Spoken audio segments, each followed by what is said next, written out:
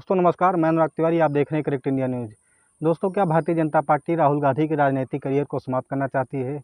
क्या प्रधानमंत्री नरेंद्र मोदी की राजनीतिक करियर को राहुल गांधी से कोई खतरा है, या भारत के प्रधानमंत्री के विकल्प के तौर पर राहुल गांधी सबसे मजबूत उम्मीदवार देखे जा रहे हैं?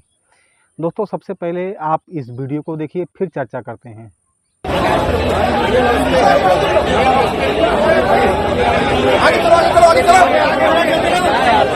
जाओ आप लोग जाइए, आप लोग जाइए।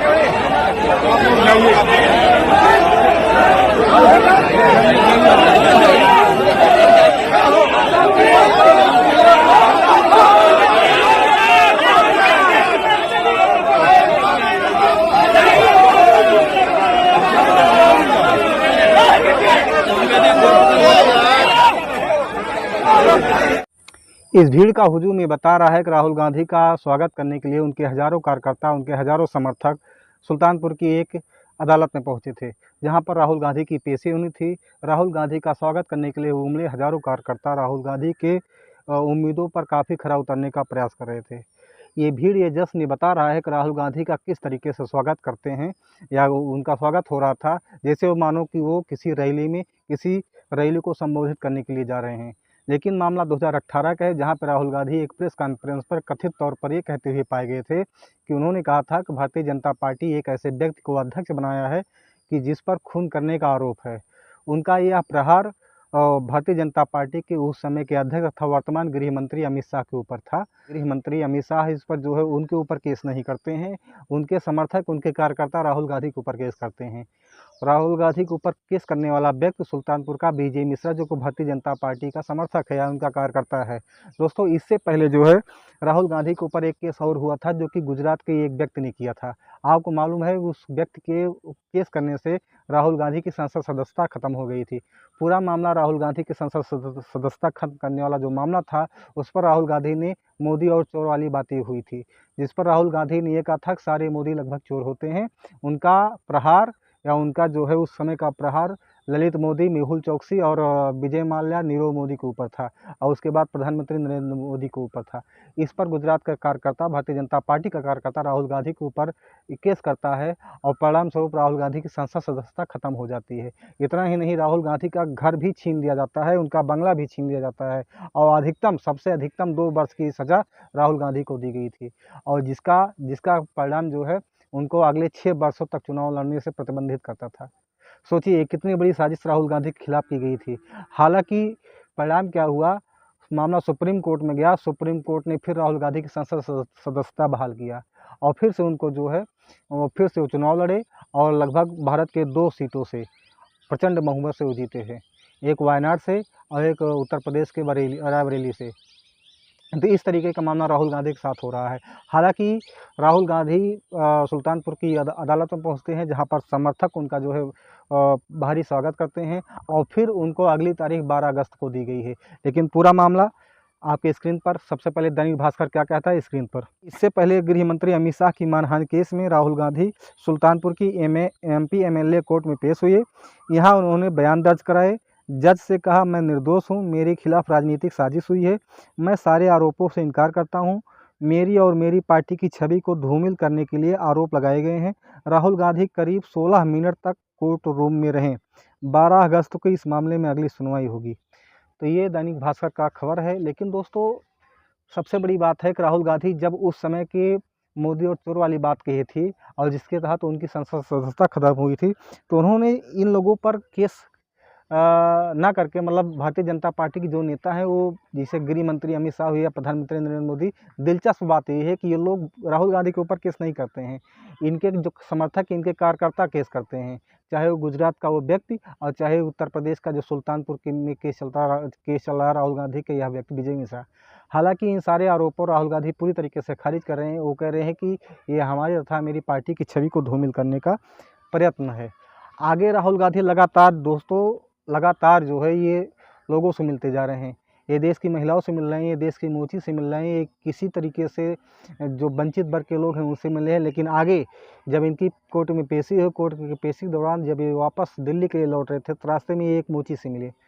वो उस मोची से मिलते हैं, उसका दुख दर्द ये साझा करते हैं। उनसे पहली बात किस तरीके से वो देखते हैं कि आखिर भारत में ऐसे लोग जो अपने जीविकोपार्जन के लिए क्या क्या नहीं करते हैं। सबसे पहले आप देखिए राहुल गांधी अपने मुद्दों पर किस तरीके से अड़े रहते हैं। जो देश के मूलभूत मुद्दे हैं, जैसे महंगाई है, बेरोजगारी है, लोगों का उत्पीड़न है, महिलाओं का उत्पीड़न है, किस तरीके से बेरोजगारी चरम पे है।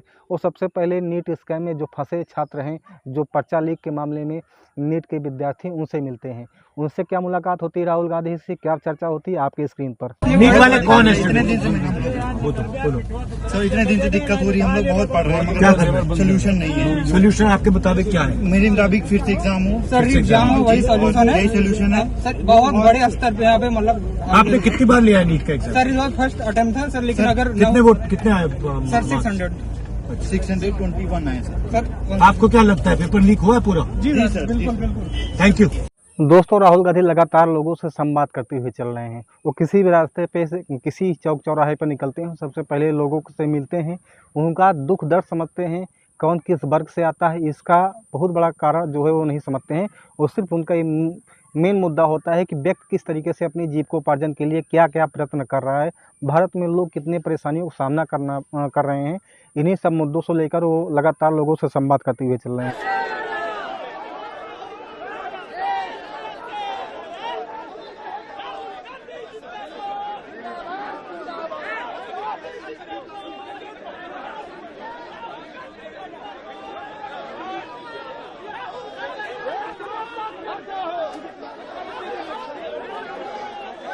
भारत में लोग कितने परेशानियों का सामना कर रहे हैं। इन्हीं सब मुद्दों से लेकर वो लगातार लोगों से संवाद करते हुए चल रहे हैं। आपको हम दिखाते हैं कि पेशी से लौटते वक्त, सुल्तानपुर से लौटते वक्त राहुल गांधी उस मोची से मिलते हैं, उससे क्या बात करते हैं सबसे पहले आपके स्क्रीन पर। लेकिन वो बताते हुए चलते हैं, वो देखते हुए चल रहे हैं। उनका मेन मकसद है कि आखिर में भारत में ये मोची जो जूता चप्पल सीते हैं, इससे अपना जीविकोपार्जन चलाते हैं, अपने परिवार का भरण पोषण करते हैं। तो क्या सीखने के लिए उस मोची के पास गए, आखिर कितना मोची किस तरीके से क्या बोलता है, आपके स्क्रीन पर पूरा एक एक मामला आप देखिए। किस तरीके से मोची से मुलाकात होती है राहुल गांधी से, और क्या क्या मुलाकात के दौरान क्या बातें उस मोची से होती है आपके स्क्रीन पर।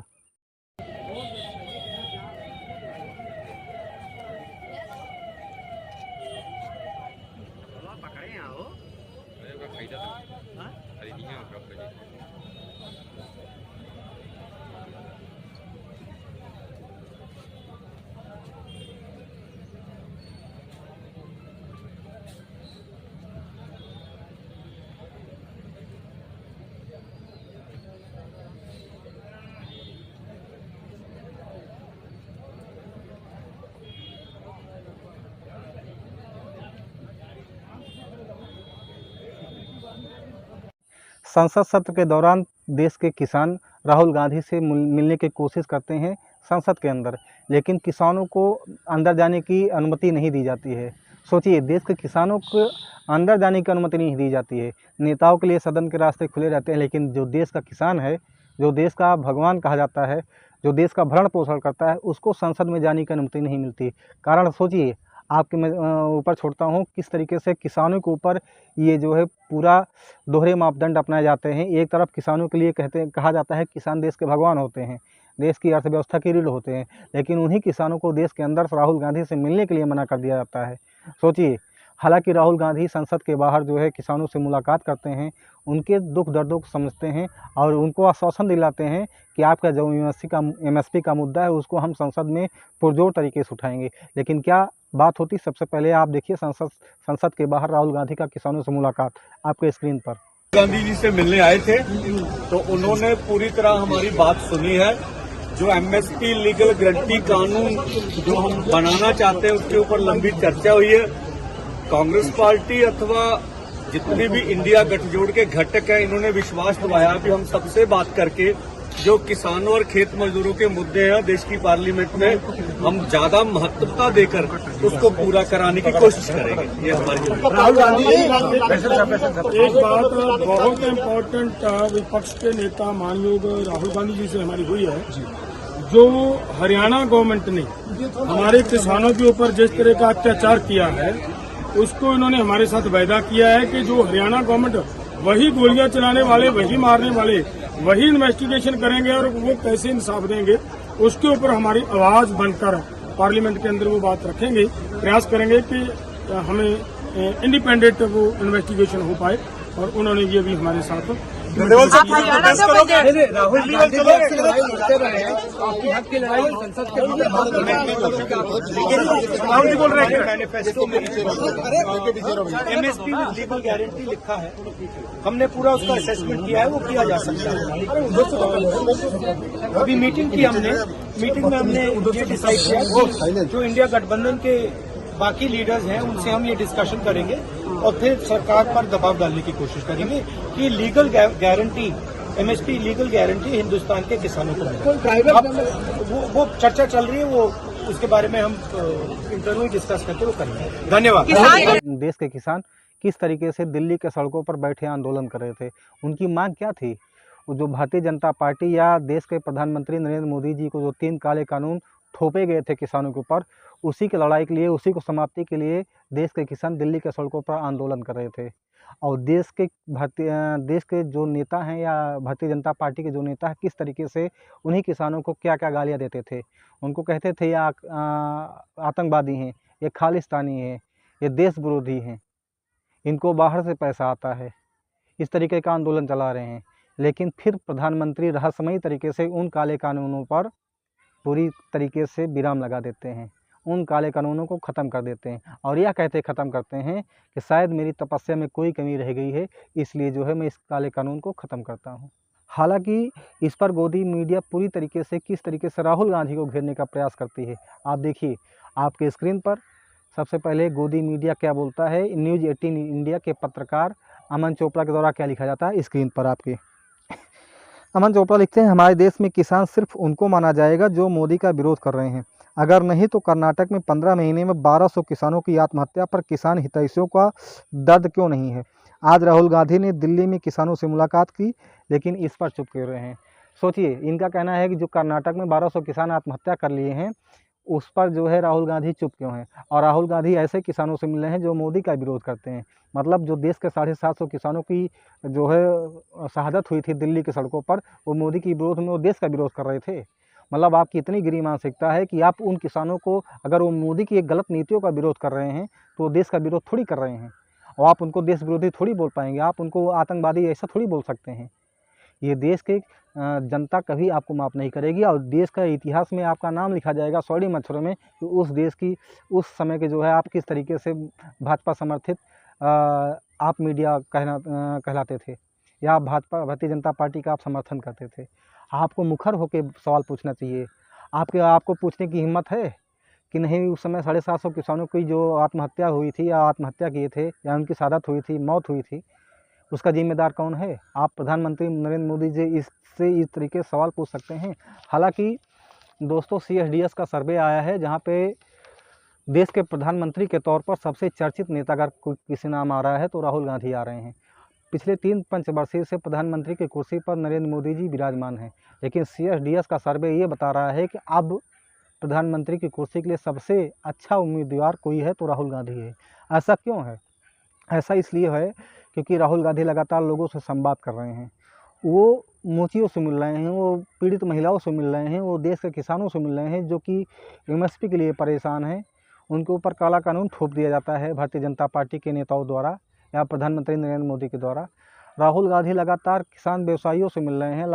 राहुल गांधी लगातार किसान मंडी में जाकर सुबह 4 बजे जो है सब्जी बेचने वाले किसानों से मिल रहे हैं, व्यवसाय से मिल रहे हैं, वो बेरोजगारों से मिल रहे हैं, वो छात्रों से मिल रहे हैं, वो नीट स्कैम में पीड़ित छात्रों से मिल रहे हैं। तो क्या ये सब चीज़ों के लिए सिर्फ राहुल गांधी ही हैं?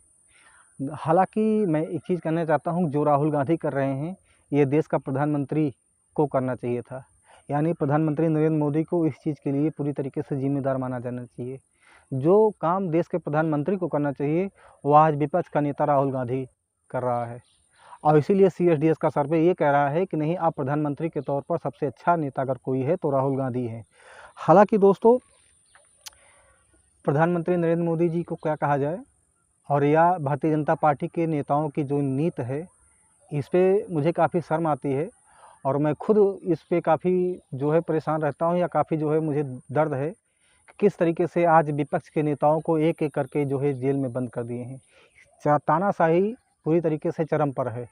आप जानते हैं आम आदमी पार्टी के कई नेता गिरफ्तार हो चुके हैं जो कि अंदर हैं। नहीं, सत्येंद्र जैन हो गए, अरविंद केजरीवाल हो गए, मनीष सिसोदिया हो गए। अभी आप जानते हैं कि संजय सिंह अंदर गए थे, 6 महीने बाद वो बाहर आए हैं। हालांकि सबसे अच्छी बात है कि राहुल गांधी जी का सौभाग्य है कि अभी वो जेल में नहीं हैं, वो बाहर टहल रहे हैं और अपनी बातों को या देश की मुद्दों को वो पूरी तरीके से सड़क से लेकर संसद तक मुखरता से उठा रहे हैं।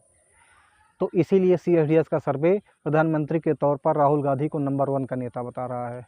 हालांकि दोस्तों, इस पर आप क्या सोचते हैं, आपका विचार क्या है? आप कमेंट में अपने विचारों को साझा कर सकते हैं। फिर मिलते हैं दूसरे वीडियो में, तब तक के लिए जय हिंद, जय भारत, नमस्कार।